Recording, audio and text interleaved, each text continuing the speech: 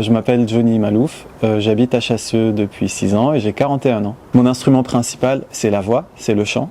Maintenant, pour composer, parfois j'utilise le ukulélé ou bien la guitare et parfois j'utilise ma tablette pour parfois créer de la musique électronique.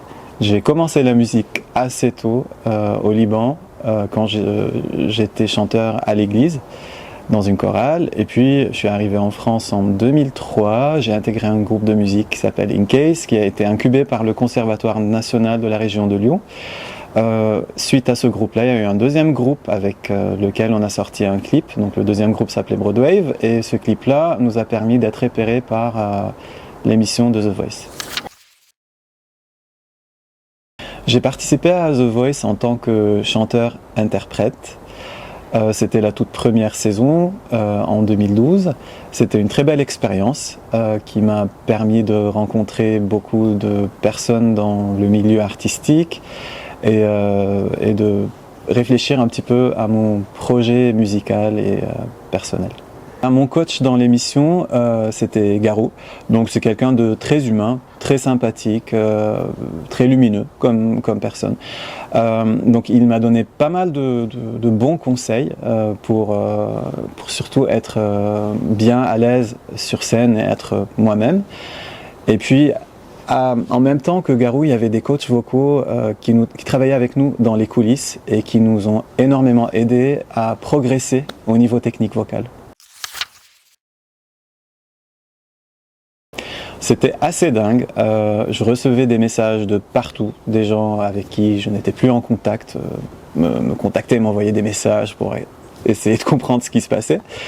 Des gens qui me parlaient dans la rue que j'ai jamais rencontré de ma vie. Les réseaux sociaux, mes réseaux sociaux étaient saturés de messages, du coup voilà, c'était assez incompréhensible et excitant à la fois.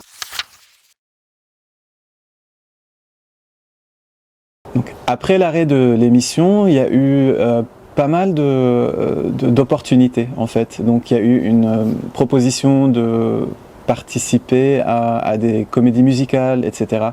Et puis beaucoup de belles scènes en France, au Liban. Après ma carrière, je l'ai mis musicale, on va dire, je l'ai mis un petit peu en pause parce que je me suis concentré sur ma vie privée, sur ma famille proche, mes enfants.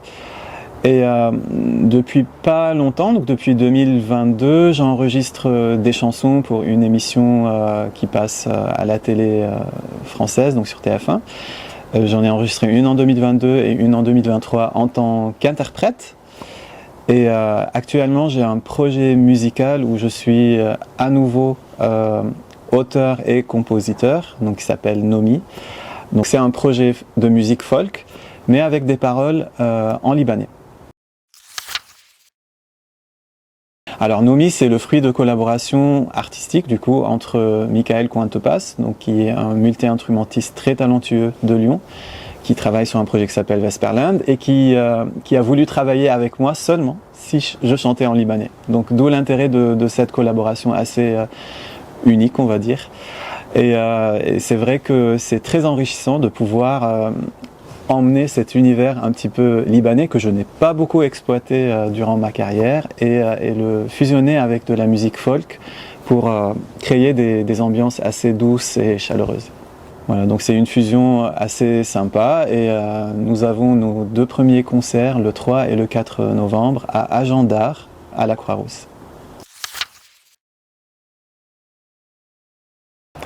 J'ai assisté au début de l'été à un concert avec des jeunes chanteurs et musiciens du conservatoire de Chassieux, à la place Copponin. J'étais ébloui par le niveau talent et je pense qu'il y a un très bon niveau au conservatoire de Chassieux. Et si j'ai un conseil à donner à ces jeunes, je sais que peut-être beaucoup de gens ont envie de devenir célèbres, etc. et ont envie de validation. C'est normal, mais il faudrait se concentrer, je pense, le plus sur la joie que cela procure, simplement de chanter ou de composer ou de créer des chansons. Il faut que ça reste le pôle nord de votre boussole.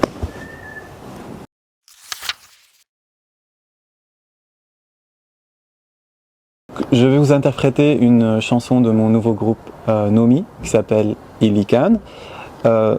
C'est une chanson qui est écrite par un ami d'enfance qui s'appelle Tony Samia et la mélodie c'est moi qui l'a créée.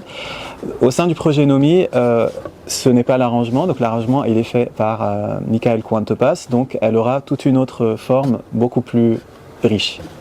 Voilà, donc Ilikan. غنيتك بكل ألحاني كتبتك أحلى الأغاني سطور كلها ملياني حب وأحلام خوف عنها فزعاني إلا تصير بعاد حبك باقي بخيالي بعرف مش رح تنساني مطرحك بقلبي والشوق زاد وانبعد مكاني تبقى انت البلاد يا رب